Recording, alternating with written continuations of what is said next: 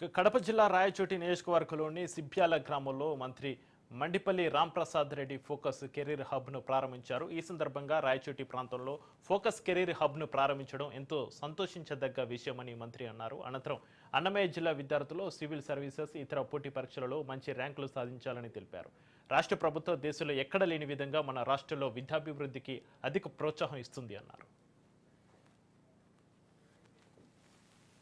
పట్టణంలో అధునాతన ప్రమాణాలతో రాయలసీమలోనే మొట్టమొదటిగా ఎక్కడా లేని విధంగా ఫోకస్ సివిల్ సర్వీసెస్ కోచింగ్ సెంటర్ను ప్రారంభించిన యాజమాన్యానికి అలాగే ఇక్కడ పనిచేస్తున్న సిబ్బందికి ధన్యవాదాలు తెలియజేసుకుంటున్నా.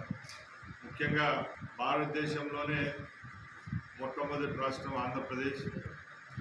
సివిల్ సర్వీసెస్లో అయితేనే యూపీపీఎస్సీలో అయితేనే ఏ రాష్ట్రానికి దక్కిన గౌరవం రాష్ట్రంలోని విద్యార్థులకు దక్కుతూ వస్తూ ఉంది.